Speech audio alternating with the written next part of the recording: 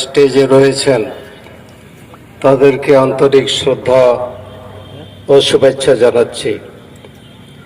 যে সমস্ত ভাইয়েরা এখানে উপস্থিত হয়েছেন তাদেরকেও খোশামদিদ জানাচ্ছি।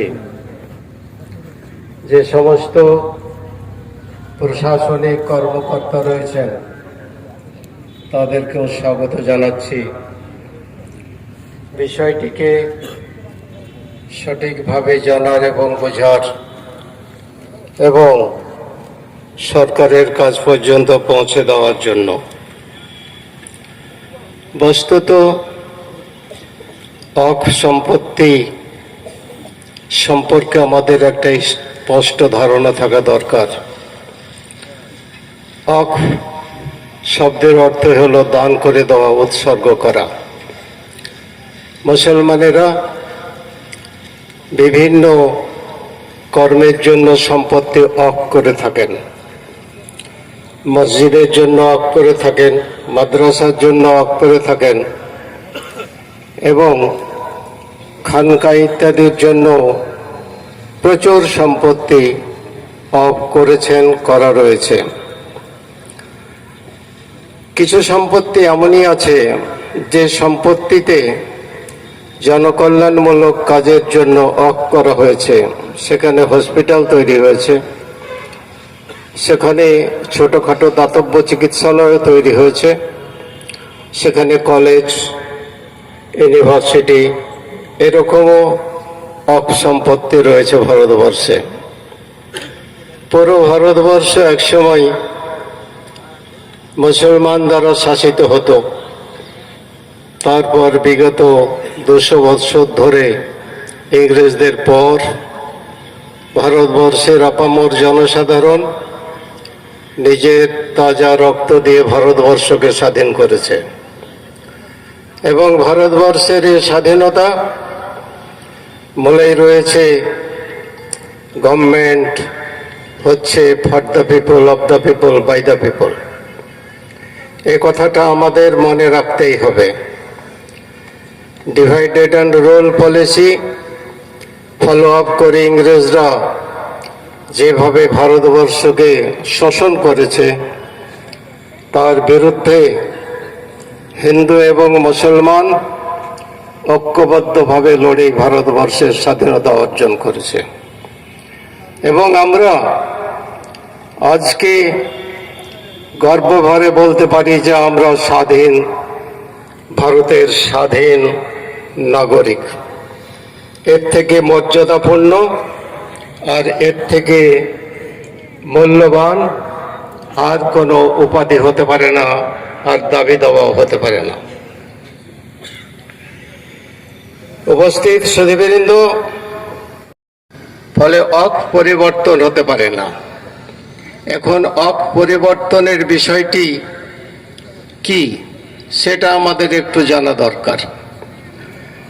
বিভিন্ন বক্তা খুব সুন্দর বলেছেন। সমস্ত একটা পুরো অকের খতিয়ানও আপনাদের সামনে পেশ করা হয়েছে। ল এর অ্যাঙ্গেল থেকেও আপনাদের ব্যক্ত করা হয়েছে, শোনানো হয়েছে। আমি ছোট্ট করে একটু কথা বলি আপনাদের। অক যেভাবে চলে আসছে, আমি 2006 থেকে 2011 পর্যন্ত অকের মেম্বার ছিলাম। ফলে আমি মোটামুটি বিষয়টি জানি, যতটুকু জানি ততটুকুই জানি, খুবই বেশি জানি তা নয়। মূল বিষয় যেটা হলো, অক এর একটা বোর্ড রয়েছে এবং সেই বোর্ড দ্বারা পরিচালিত হয় অক সম্পত্তির ভালো এবং মন্দ। সেই বোর্ডে একজন মাইনরিটি চেয়ারম্যান থাকেন, এমএলএ এমপি থেকে এক একজন করে মেম্বার থাকেন। শরীয়ত সম্পর্কিত জ্ঞানী ব্যক্তি ওলামায়ে কেরামদের মধ্যে 2 জন থাকেন, একজন সুন্নি মাযহাবের, একজন শিয়া মাযহাবের। সমাজ সোশ্যাল ওয়ার্কার হিসাবে একজন থাকেন, মোতাওয়াল্লি হিসাবে 2 জন থাকেন। এই নিয়ে একটা বোর্ড রয়েছে। সেই বোর্ডে অক সম্পত্তি সম্পর্কিত কোনো সমস্যা দেখা দিলে বোর্ডের চেয়ারম্যান মিটিং ডেকে সেখানে সেরার সমস্যার সমাধান করার চেষ্টা করেন এবং সমস্যার সমাধান যদি স্পটে না হয় তাহলে মেম্বারদের এবং তাদের সঙ্গে এক্সিকিউটিভ অফিসার যিনি থাকেন তাদেরকেও সরজমিনে তদন্তের জন্য পাঠানো হয়। আমিও বেশ কিছু ল্যান্ড দেখেছি যেটা অকুপায়েড হয়ে আছে।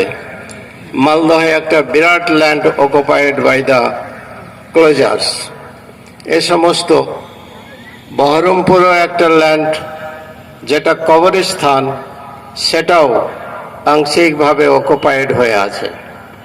কলকাতার বুকেও অনেক ল্যান্ড অকুপায়েড হয়ে আছে এবং সেগুলোকে উদ্ধারের চেষ্টাও চলছে এই ওয়াকফ বোর্ডের মাধ্যমে। সময়ে সময়ে কিছু কাজ হয়নি এমন নয়। গলফ ক্লাব যেটা খেলার মাঠ, সেটা হলো টিপু সুলতানদের ওরেসান সম্পত্তি। সেটা সামান্য কর তো দিতই না, ট্যাক্স তো ওখানে পে হতোই না, বরং দেশ ডিভাইডেড হওয়ার পর থেকে নিয়ে সেখানে মামলা চলতেই আছে। আমি এটা আপনাদের সম্মুখে শুধু এতটুকু বলতে চাই যে ওয়াকফ বোর্ড সচেষ্ট হয়ে সে গলফ ক্লাব সেটা উদ্ধার করেছে এবং যারা টিপু সুলতানদের ওরেসান ভিখারির বেশে জীবনযাপন করছিলেন কিংবা করছেনও এখনো, তাদের মুখে দুটো দানা তুলে দেওয়ার মতো সেখানে কর আদায় করা হয় বা ট্যাক্স আদায় করা হয়। ব্রাদারান ইসলাম, উপস্থিত ভাতৃমণ্ডলী, তো ওয়াকফ এভাবে সংরক্ষিত হয়ে আসছে। প্রত্যেকটা ওয়াকফের ডিড থাকে এবং অ্যাকর্ডিং টু ডিড যিনি ওয়াকফ করেছেন তার উদ্দেশ্য বাস্তবায়িত করার জন্য ওয়াকফ বোর্ড দায়বদ্ধ। বস্তুত সেটাকে বাস্তবায়িত করার জন্যই ওয়াকফ বোর্ড তৈরি করা হয়েছে।